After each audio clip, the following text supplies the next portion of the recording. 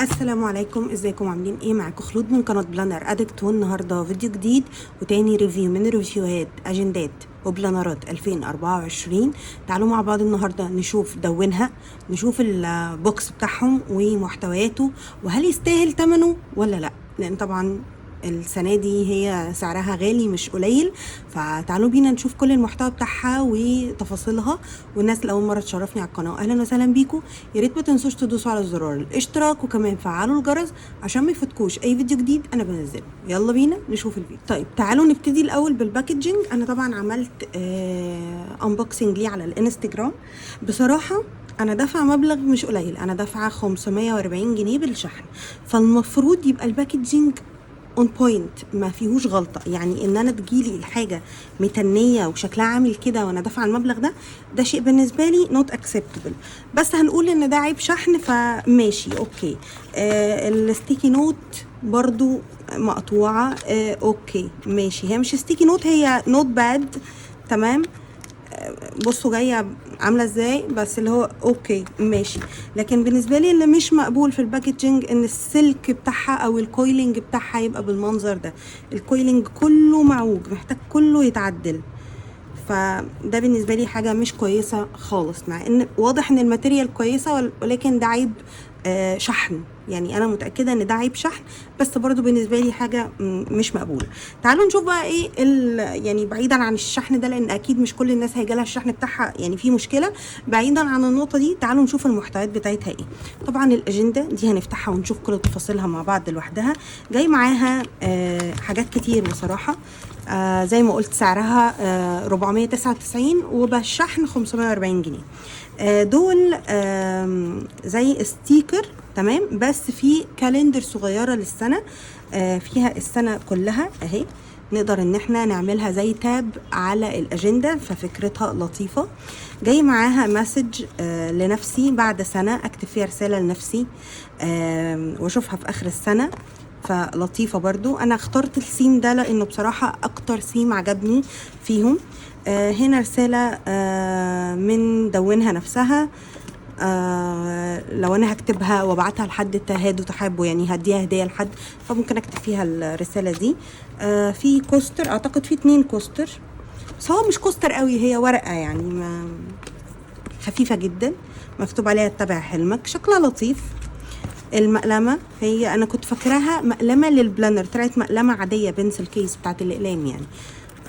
شغاله، هي جايه بنفس السيم برضو. هنا زي ما قلنا البيبر باد اللي جايه معاها اهي، مش ستيكي نوت، هي بيبر باد كده باينه. السيم بتاعهم برضو لطيف قوي. هنا بقى ده السنة، المواعيد بتاعت السنة كلها. عجباني حجم الورقة، مش كبير زي بتاعت ليلي كده، حجمها صغير. فبالنسبة لي أنا بحب الحاجة اللي مش اوفر قوي. مكتوب فيها المناسبات والأعياد وكل حاجة، وحجمها زي ما قلت تقريبا A3، فلطيفة. جاية معاها كمان زيادة كراميل، ده بوكت ستيكر بتاعهم. الستيكر بتاعهم ده شكله لطيف جدا، يعني اشكاله حلوه قوي ومميزه ومقصوص، والدنيا لطيفه جدا فيه يعني، فجميل.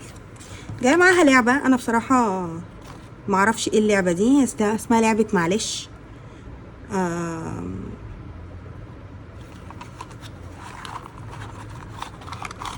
كروت كده وليها رولز وليها طريقه لعب وحاجات زي كده. طبعا ده مش موضوعنا خالص، بس هي جايه معاها فا اوكي، هاف فن. خلينا نشيلها على جنب، ونيجي بقى للحاجه المهمه بالنسبه لنا وهي الاجنده. الاجنده زي ما بقول لكم واضح جدا ان الماتيريال بتاعتها الكواليتي بتاعتها عاليه قوي، يعني ده مبدئيا بعيدا عن الكويلنج اللي بايظ، هي لا الماتيريال بتاعتها حلوه قوي قوي، يعني تحسوها فانسي كده. هنا من بره اهي رحله لمده سنه لتحقيق احلامك، وده الكفر. طبعا هنا هارد كفر وهي سلك كلها، والظهر هارد كفر برضو. تعالوا بقى نشوف محتواها عامل ازاي من جوه. تعالوا بس نشيل كده ونوسع الحاجه بتاعتنا علشان نشوف كل حاجه، ونعمل زوم شويه عشان تبقى باينه لكم. تمام. الورق بتاعها لونه كريمي مصفر كده شويتين للناس اللي بتحب الورق اللون ده. الورق خفيف مش تقيل. هنا تلك الأجندة خاصة بمين، لو لقيناها نتصل بمين، وهكذا. رسالة من دونها ليكو علشان تبتدوا بيها السنة. بعد كده مقدمة فيها تشجيع، بنقول فيها نظم أفكارك، مخطط حياتك الأسبوعي والشهري، وهكذا. كمان عاملين كيف تستخدم هذه الأجندة، بمعنى هنا كايبين الجزء ده فيه افهم نفسك، وبعد كده التخطيط والتجهيز، وبعد كده السجلات. هنفتحها دلوقتي ونشوف المحتوى ده فعلا موجود فيه الكلام ده ولا لا. هنا مقولة عن مصطفى محمود: العظماء هم الذين يتكلمون عن الأفكار. هنا افهم نفسك، هذا الجزء من الأجندة بوابتك لاكتشاف ذاتك. الكلام ده حلو قوي. نفهم نفسنا في البداية. تعالوا نشوف ايه الأسئلة اللي موجودة. هنا أنا بطل قصتي. إذا اقتنع الإنسان إنه كاتب قصة حياته هو أيضا بطلها. البطولة تحتاج إلى ثقة بالنفس. إيه هي الأشياء اللي تؤمن إنك جيد في ممارستها ولماذا؟ ونكتبها هنا. هنا الأماني هي محرك حياتنا الخفي، فتمنى. هنا قائمة أمنيات، أكتر حاجة أتمنى إنها تتغير، إنها تنمو، إنها تختفي، إن أنا أصدقها، وهكذا من الليستة اللي موجودة. هنا إيه هي الأشياء اللي بتتمنى إنك تتوقف عنها، العادات مثلا السلبية. هنا الأشياء اللي بتحلم إنك تمارسها يوما ما. هنا المهارات الجديدة اللي محتاج إن أنت تتعلمها. هنا المهارات والمجالات اللي بتحتاج زيادة خبرتك فيها. كل جزء ده حلو جدا عشان يساعد البني ادم ان هو فعلا يفهم نفسه اكتر، فيعرف يخطط لمستقبله احسن. هنا مكتبتي السنويه، ايه الاشياء اللي تحتاج لزياده معلوماتك عنها، عايز تحب تقرا في انهي مجال، وايه هي الكتب اللي عايز تقراها. هنا كتب اود قراءتها هذا العام، الكتاب والمؤلف، وليه شايفه ان الكتاب ده ممكن يكون مفيد ليك وهتستفيد منه ايه. هنا اماكن بحلم بزيارتها. هنا اهداف العام ده فقط. هنختار 12 هدف أو مهارة أو خبرة هم الأولوية بالنسبة لنا عشان نبدأ نشتغل عليها. هنا إيه هي الأشياء اللي لازمة لكي تستطيع تحقيق أهدافك، نقود، أدوات، اكتب إيه اللي ناقصك. هنا هل تحتاج مثلا مساعدة أشخاص؟ طب مين الشخص ده وهيساعدني في إيه؟ برضو فكرة لطيفة. هنا ايه هي العقبات او المعوقات التي قد تواجهك اثناء رحلة تحقيقك هدفك. والصفحة دي مهمة جدا جدا جدا، لان لازم لما نفكر في الحاجات دي هنعرف ازاي نعديها، فبالتالي لما يحصل لنا اي مشكلة او اي دروب اثناء ان احنا بنعمل هدفنا هنرجع نشوف العقبة دي احنا نقدر نتغلب عليها ازاي ونموف اون. هنا التغييرات اللازمة علشان احقق هدفي، زي مثلا اصحى بدري، اقرا كتب، وهكذا. هنا ايه ابسط تغيير تستطيع القيام به فورا لتبدا رحله تحقيق اهدافك. التغيير هو ايه وازاي هقوم بيه. عاجبني الجورنالينج جدا لحد دلوقتي، بصراحه ممتاز جدا. هنا هل تعرف اشخاص قاموا بنفس اهدافك من قبل ونجحوا فيها؟ ايه هو الشخص ده، مين هو، ونجح في ايه او اتعلمت منه ايه.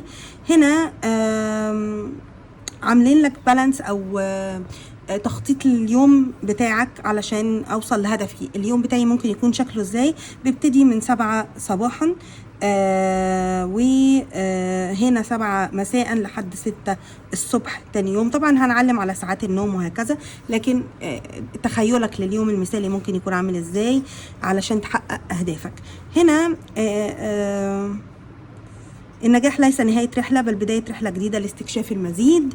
52 ميزة سأحظى بها بعد تحقيق نجاحي. يعني ايه الحاجات اللي انا عايزة تبقى فيا تمام لما اوصل لهدفي. نملى بقى طبعا القائمة دي. بعد هنا في صفحة مساحة فاضية للشخبطة والرسم، برين ستورم بقى، اي حاجة احنا عايزين نعملها نكتبها هنا. بعد كده في بقى جزء للتخطيط تاني. هدفي الاساسي هذا العام، ايه الهدف الاساسي بتاع السنه ككل، وليه اخترت الهدف ده بالتحديد. السؤال ده مهم جدا جدا جدا علشان لما نقع يفكرنا احنا بنعمل ده ليه ونكمل فيه. هنا بيقول لك قسم رحله تحقيق هدفك ل4 مراحل، مرحلة أولى، تانية، تالتة، وكل مرحلة تبقى صغيرة علشان أعرف أمشي فيها. وكاتب لنا تحت مكافأة تحقيق الهدف ده هي إيه. بعد كده جايب خطة وتطوير كل جوانب حياتي. الصفحة دي ممتازة، هي صفحة ويل اوف لايف بس عاملها بشكل مختلف. هنا جانب الصحة واللياقة، جانب العمل والمال، جانب الإنساني، جانب التنمية الشخصية، وجايب لك الخطة بعد على مدار السنة. هنا هكون وصلت في ايه بعد 3 شهور في كل جانب من جوانب حياتي، بعد 3 شهور، بعد 6 شهور، بعد 9 شهور، بعد سنة. الصفحة دي فكرتها حلوة جدا جدا جدا، برافو عليهم. هنا التخطيط بقى والتجهيز. هنلاقي صفحتين مخصصين لكل شهر في السنة، استخدمهم في تحديد هدف واضح يوميا. بعد كل شهر استفيد من المراجعة الشهرية. تعالوا نشوف بالظبط هتبقى عاملة ازاي. هنا عاملين لنا مهمة كل شهر. المهمة في هذا الشهر لدينا مهمة محددة، وهي نشر الأمل في مجتمعنا المحيط. شهر الأمل، ولماذا الأمل جميل؟ كلمة بسيطة، وده الكفر بتاع البيج. هنا تقسيمة الشهر بقى، جايب لي هنا الشهر اهو على صفحتين. اكتب اي مواعيد مهمة عندي، اماكن عايزة اروحها، اشياء عايزة اتجنبها.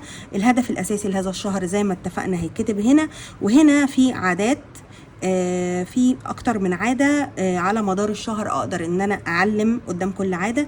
اولوياتي هذا الشهر هي ايه، ومكافأة تحقيق الهدف كمان ايه هي. وهنا لو في اي ملاحظات. الصفحتين كافيين ووافيين بصراحة. بعد كده دخل على التقسيمة بتاعتنا. التقسيمة بتاعتي ما اقدرش اقول عليها يومية ولا اقدر اقول عليها حتى اسبوعية، لان هي عاملة الصفحة يومين بس. بصراحة المساحة كافية جدا جدا جدا لكتابة كل حاجة انا عايزاها. عامل لي هدف اليوم، قائمة المهام اليومية، لماذا انا ممتن اليوم، نفس الكلام متكرر تحت بكده في الصفحتين. كمان هنا معرفش واخدين بالكم ولا لا، بصوا في الجنب هنا مكتوب مزاج اليوم، انتاجية اليوم من 1 ل5، عدد ساعات النوم قد ايه، نفس الكلام متكرر تحت. بعد كده بيخش على الخميس، كده خلص اول اسبوع. عامل لي تحت هنا جدولين، هدفي قراءة كم صفحة يوميا هذا الاسبوع، قريت ايه، عدد الصفح وصفحات عامة اعلم عليها، هدفي ممارسة الرياضة. يعني دول كمان للاسبوع كله، غير الهابت تراكر اللي موجودة هنا في اول الشهر. ففكرته برضو لطيفة جدا. بعد كده بنخش تاني جمعة وسبت.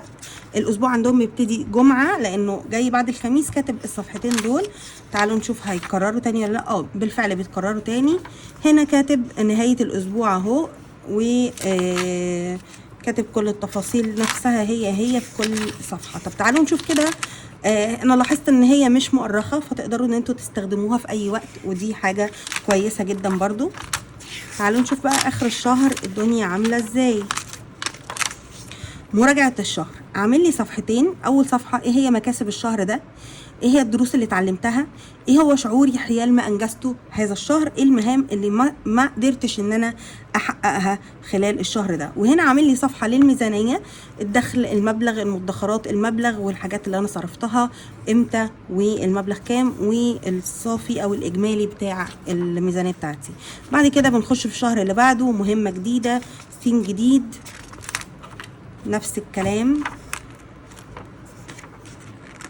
الورق شوية لازق في بعضه، فخلوا بالكم عشان ما يتقطعش، ومحتاج يعني معاملة بالراحة قوي لان الورق خفيف.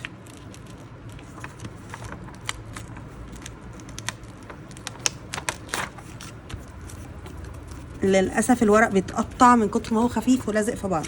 انا مش هحاول ان انا افتح الباقي، بس انتوا شايفين هي تقريبا لازقة كلها بالشكل ده. وبعد كده بنخش على الشهر اللي بعده وهكذا.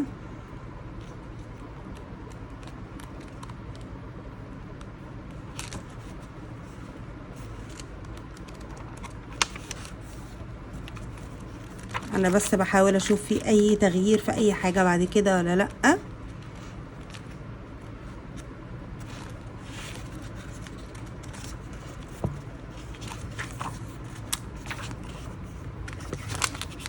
تمام كده احنا خلصنا اخر السنة. تمام، دي الشهور كلها. هنا بقى هذا القسم هو الخاص بتتبع تقدمك وتطورك بشكل دقيق. تعالوا نشوف ايه السجل اللي عاملينها. هنا عاملين سجل الفواتير بال 12 شهر، الفاتورة والمبلغ والشهر عندي الفواتير بتاعتي. هنا سجل المدخرات لو انا هحوش المبلغ اللي هحوشه، حوشت كام وامتى. هنا سجل الزيارات لو انا سافرت، قائمة سفراتي، التاريخ، تذكر السفرية بجملة واحدة. هنا خطة يومية لرحلاتي، يعني انا مسافرة فانا ادي الاسبوع اهو هعمل ايه بقى. قائمة احتياجاتي اثناء اليوم، مطاعم وكافيهات هقوم بتجربتها. هنا اماكن سياحية عايزة ازورها. هنا اماكن للتسوق. هنا ملاحظات عن اليوم. وحاطين لينك تحت نقدر ان احنا عفوا نعمل داونلود للصفحة دي علشان لو سافرنا اكتر من مرة. هنا سجل للوزن، وزني الحالي، طولي، تاريخ هدف الوصول، تاريخ ووزني وهكذا، مكافأة للوصول للوزن المثالي. هنا قراءات هذا العام، الكتاب، المؤلف والتقييم، وجملة من الكتاب أثرت فيا. هنا مراجعتي عن كتاب العام، أكتر كتاب عجبني خلال السنة، الكتاب، المؤلف، التصنيف، ومراجعتي عن الكتاب بشكل مختصر، ومراجعتي عن الشخصية المفضلة واقتباس من الكتاب. هنا على باب السيما، هنا الأفلام اللي أنا هتفرج عليها وتقييمها. صداقات جديدة، فكرتها لطيفة برضو، الصديق، تاريخ أول تواصل، لحظة مميزة لن أنساها. هنا اكتشافاتي هذا العام، الأماكن والتجارب اللي اكتشفتها، الاكتشاف وتاريخ الاكتشاف، ووصف إحساسك، لطيفة برضو. أحداث هم هذا العام، الحدث، تاريخ حدوثه، ومقولة عنها. هنا اكتب أهم 5 أهداف حققتها هذا العام. أي هدف جلب لك أكبر شعور بالرضا ولماذا. أكتب أهم 3 استفادات حصلت عليهم من تحقيق هذا الأهداف. واخر حاجه الاهداف اللي ما قدرتش ان انا احققها، وايه العوائق اللي قابلتني، وايه الحلول اللي انا فكرت فيها، وهكذا. وهنا صفحه ملاحظات، وبكده تكون انتهت الاجنده. ده كده بشكل عام كل المحتويات بتاعتها. طيب رايي فيها ايه بقى؟